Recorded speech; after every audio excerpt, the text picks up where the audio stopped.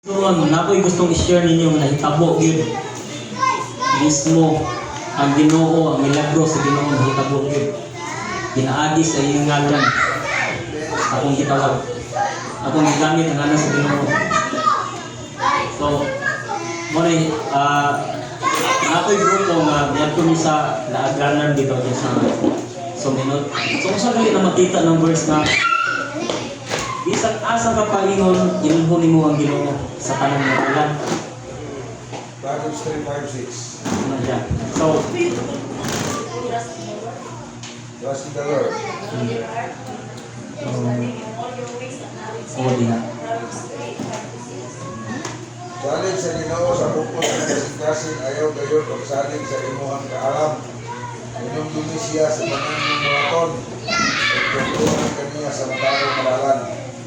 Kita usab nagtuo usab ka nga ang ngalan sa Ginoo gamanan. Na ikaw sa ngalan sa Ginoo. Kung ni tabo ito. Mga sumaya nga mong team ay ang mabunika na vlog ko niya. So, yato ni sa Suminot, Santo Niño Suminot, mga ingan lang sila ko ng New Zealand kuno ba kay wapo ba siya ko? Most of New Zealand ang taon. So pag nagpangari daw din, antod nga pagkatudaod, ulan siya ba? Nagrabe katusog ang hangin ng balay magigton. May atop dito, nagpalid. So may bungtod mo na ko. Bungtod na siyang lugar ah. Munang yung hangin, hanoy kayo. Balay, sa likod. So pag-ulan, sumigwan kayo, is di kami mo ulit. Kailangan kami. Nag-overnight kami, kailangan mo. Ulit mi. Wala din ka abot sa kuhan, kapasilong nila, kusuping ulan. Ang hangin, kapak-kapak. Sumotong. Ang mga kauban, iunag lang ulit. Kung wala pang iulan ba? Kung dyan sama niya, di naman, di usok. So, ako nakaunag lang ulit. Ang ulit sila, huwag na nabot sa radyon. Di pagilayo sila. So, pasilong mi. Ang pasilong mi, akong kauban, kami ng ulit. So sa balay. Balay nga anang dili siya complete kahoy lang. Masalikdan siya gamay sa di bungkod gamay. So yung atop gyud. Motok pag pasilong dito ang hangin ng itong balay gyud. Or yung itong hangin. So napasilong kung ito pagka silingan barangay dito, taga Picturan. Pag-abot na dito, nagkurog-kurog siya kay itin hadlok ka sa bagyo ng isuking hangin ulan. Nagkurog-kurog siya dito. Mumpong sa siyang lunggan, kung sa mga marapugma kuya pa niya, hadlok ikoon. Ako pong kauban, yung katong tagbalay, hadlok po. Akong kistingan ang ngalan sa Ginoo. Hadlok ko. Pero kung salig dyan ko sa Ginoo, basta masalig mo. So mga moto, so kung i-imagine nga, ipatas ang iyong kamot, o kining wala, ang dito ko siguro matuo ang pataas ng ngalan sa Ginoo. Ito nga Ginoo, akong pangayoon ang imong otorite sa imong ngalan.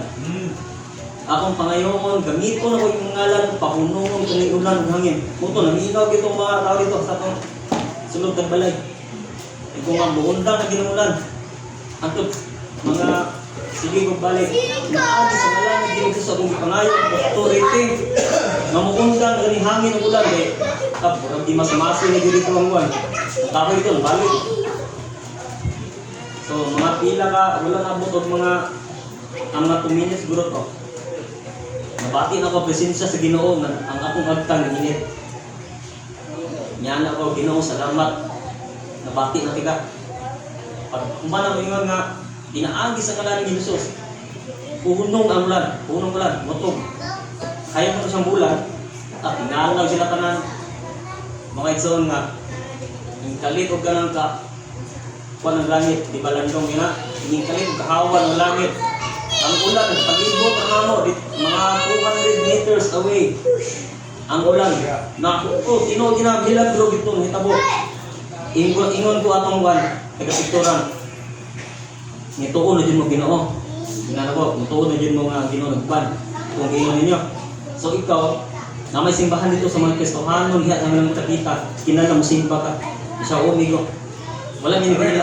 Oh, mi kaila. Simbahan ang Ginoo kay nakasaksi mo milagro. Amen. Mo gyud na ako na experience ito nga ako makauban. Kasi na nilang hadluka kay na naging hangin nga na. Murag buang ang hangin. Ang balay ko. Ang lain mo uban ito lupad na to eh. Mo gyud ang himo sa Ginoo.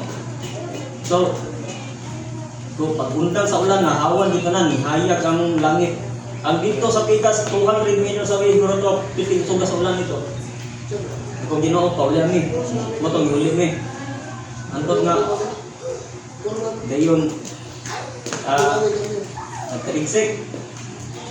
Ang ulan po na anang pudong buwan mo. Dahil anang pudong sunod na mo ba?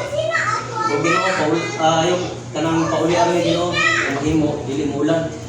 So ang mga kauban dito nga naguna, nabasa sila tanan. Kami mo'y wala na kung sa mo to akong gipasalamatan ni Ginoo nga. Tumutawag ka sa ngalan sa Ginoo mga igsoon, tinuod gyud na ay milagro sa ngalan sa Ginoo. Grabe gito akong gituod ko sa Ginoo gyud. Ako gisulayan ingon jud ko Ginoo. Ayaw ko pagkaulawi. Akong gamiton imong ngalan kay naay mga tawo na minaw. Naay mga tawo akong kauban. Sulti jud ko nila nga ay mugadlok. Akong gamiton ang ngalan sa Ginoo. Basin di ay napaminawon ko. Tinuod yun na siya ikson, mo yun ang akong experience. Matawag ka sa ngalan sa Ginoo, luna dyan akong ngalan sa Ginoo.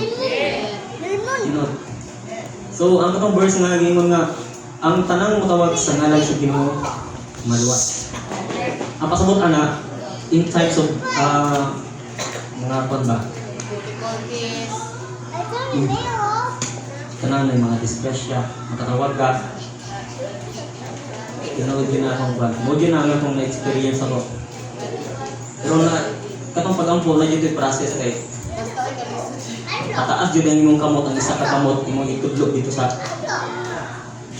dito sa Baguio, akong itudlog. Kaling itong kamot ako, ipataas. Pangayoon nimo ang authority, ngalan sa Ginoo, sa pinanagid ka. Mo na ang bagay. So mo lang itong mga igsoon.